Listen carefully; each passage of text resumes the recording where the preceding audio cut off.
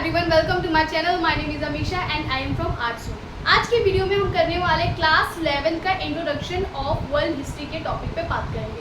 अब आप बोलोगे कि मैम ये हिस्ट्री जनरेट कहाँ से हुआ है, ये कहाँ से आया है, और पहले के जो ह्यूमंस थे और अब के जो ह्यूमंस हैं उनमें कितना डिफ्रेंशिएट है। तो आज हम बेसिकली उसी टॉपिक पे बात करेंगे। So let's go. Origin of human beings. अब ह्यूमन का जो हुआ है ओरिजिन कहाँ से हुआ है? प्राइमेट्स। ये प्राइमेट्स किस कैटेगरी के थे? पहले क्या था, पहले के जो ह्यूमंस थे आप देखते थे कि उनके जो फेस थे, उनकी जो बॉडी थी वो मंकी जैसी थी। यहाँ से देखते थे आप, उनका यहाँ से फेस अलग सा लगता था बिल्कुल, और तो वो थोड़े झुके हुए ऐसे चल के ऐसे करके थोड़ा चलते थे, और उनके फेस पे उनके बॉडी पे काफ़ी ज़्यादा वो थे, हेयर्स थे। और फिर धीरे धीरे करके ह्यूमंस ने पहले ऐसे थे, फिर थोड़ा खड़े होना सीखा, फिर हाथ मुट्ठी बंद करना सीखा, फिर धीरे धीरे काफ़ी चेंजेस आए। तो आपकी जो ह्यूमंस है वो होमिनिड्स है, ठीक है। होमिनिड्स में ये सारी कैटेगरीज हैं। पहले उन्होंने हाथ वो सीधे करना सीखा, फिर वो स्ट्रेट चलने लगे, फिर वो धीरे धीरे उनके फेस में भी चेंजेस आने लगे। अब पहले आप देखोगे कि जो मतलब सबसे पहले के जो वो थे ह्यूमंस थे उनमें और अब के ह्यूमंस में कितना डिफरेंस है, और अब की जो आने वाली जनरेशन की जो बच्चे हैं उनमें और हम में भी देखोगे काफ़ी ज़्यादा डिफरेंस है। कुछ बच्चों को देखोगे कि काफ़ी ज़्यादा उनका जो फेस होता है काफ़ी ज़्यादा सुंदर होता है, और अभी भी की जो ह्यूमंस है उनमें भी थोड़ा थोड़ा हमें ये चीज़ देखने को मिलता है।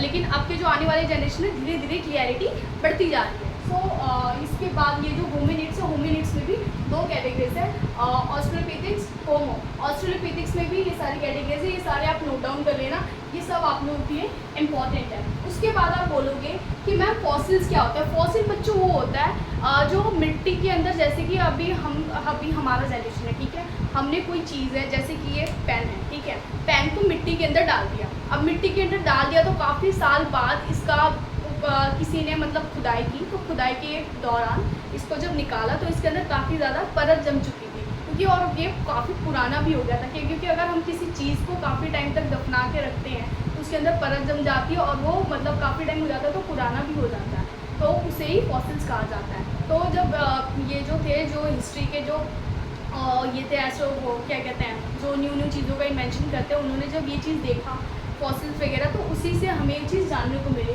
और बहुत सारे इंस्ट्रूमेंट्स भी मिले होंगे जिससे पता चला होगा कि मतलब ये जो पहले की ह्यूमंस थी ये ऐसे दिखते थे, जैसे कि उनके हाथ हो गया, स्केलेटन्स वगैरह हो गए, उनकी बॉडी के अकॉर्डिंग हमने जाना कि पहले के ह्यूमंस ऐसे थे और अब के ह्यूमंस ऐसे।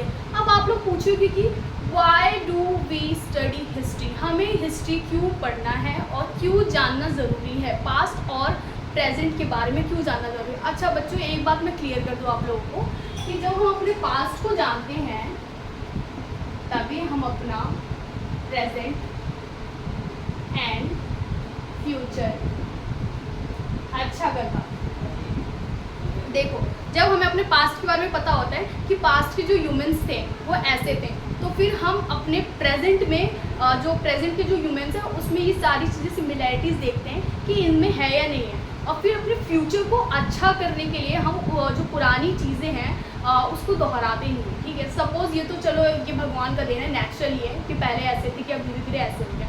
अब पहले के जो ह्यूमंस है आपने देखा होगा कि पहले जो थे ना वो क्या कहते हैं, पत्थर से पत्थर वो करके स्मैश मिक्स करके फिर आग जलाते थे और केव्स में रहते थे पहले। अब धीरे धीरे केव्स छोड़ के फिर लोगों ने घर बनाना शुरू किया, घर से बिल्डिंग से बंगलो, बहुत सारी चीज़ों का चेंजेस आया। और ऐसे जैसे कि अब एग्जांपल के तौर पे मैं आपको नॉर्मली एक्सप्लेन करती हूँ कि जैसे कि पास्ट में मैंने ये चीज़ गलती किया है, ठीक है, और मैंने उसे नोट डाउन करके रखा कि मैंने ये चीज़ गलती की थी। फॉर एग्जांपल सपोज मेरे एग्जाम में पीरियोडिक में कम मार्क्स है, तो मैं सोचूंगी कि मेरे पास्ट में ऐसा हुआ, तो अब जो प्रेजेंट है, अब जैसे मैंने कल टेस्ट में गलती की थी और आज टेस्ट में दोबारा वही होने वाला है, वही टेस्ट में वही क्वेश्चन रिपीट होने वाला है, तो मैं कोशिश करूँगी, ट्राई करूँगी कि जो मैंने पास्ट में गलती किया वो मैं प्रेजेंट में ना करूँ, और फिर प्रेजेंट मेरा अच्छा गया तो फिर मैं कोशिश करूँगी कि इन फ्यूचर में इससे भी ज़्यादा बेस्ट करूँ। तो basically introduction of world history में हम टाइमिंग के बारे में ही बात करें कि पहले के टाइमिंग में लोग कैसे थे, अब के टाइमिंग में लोग कैसे हैं, तो इसी टॉपिक पे मैंने आपको एक्सप्लेन किया। आप चाहो तो इसे नोट डाउन कर लेना,